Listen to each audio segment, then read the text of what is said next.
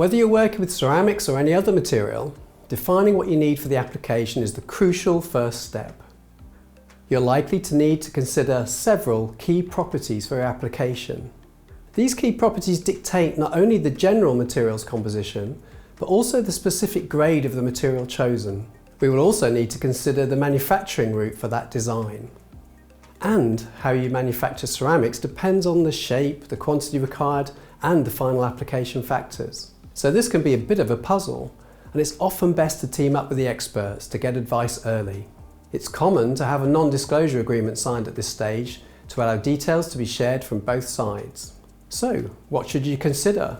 Well, start with the primary properties, whether it's electrical, thermal, mechanical, optical, or something else entirely. Then think about the secondary requirements. You may be focused on electrical performance, but do your ceramics also need to withstand mechanical stresses? And don't forget the tertiary properties like handling high temperature or particular atmospheres. And here's a list of the other things to ponder.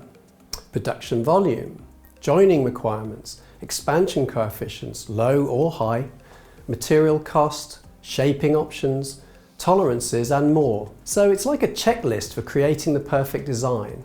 So remember, when it comes to ceramics, it's all about getting the right fit for your needs.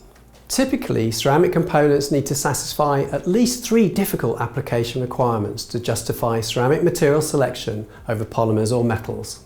How are sintered ceramics shaped and what tolerances are possible? When it comes to ceramic manufacturing, there are many methods available, and finding the best value process depends on the shape, performance and tolerances. Here are some of the classic approaches. Die pressing. This is the budget-friendly option and fast and efficient. But it works best with simple shapes and when the height isn't too different from the diameter. Think smaller, like ceramic ceiling discs or tiles. Isostatic pressing. Not as speedy as die pressing, but it's great for longer parts and complex shapes like a spark plug.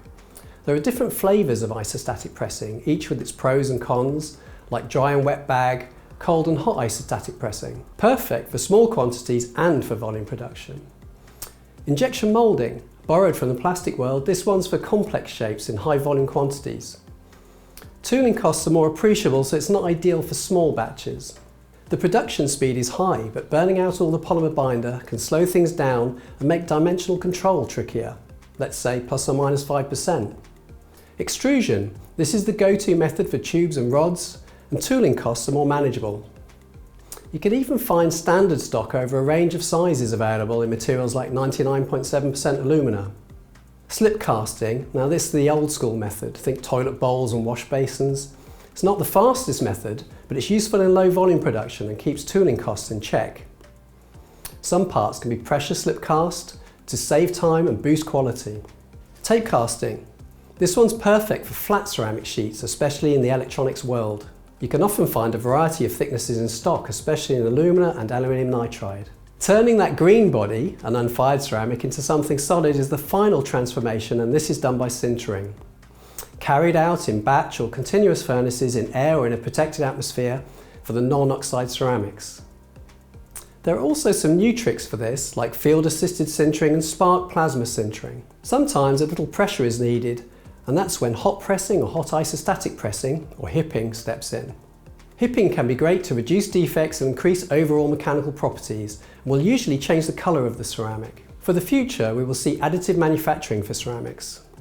It's already working well with polymers and metals. Ceramics are next in line. There are plenty of projects in development on this. So now, when it comes to tooling, it may be worth investing in the right set of tools for a big project.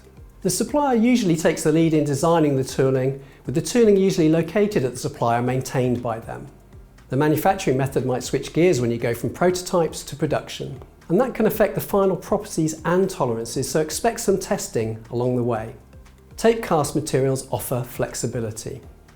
You can shape them after firing with laser cutting, or even stamp a shape from them before firing when they're still soft. They can stack up, get pressed, and be co-fired together as layers.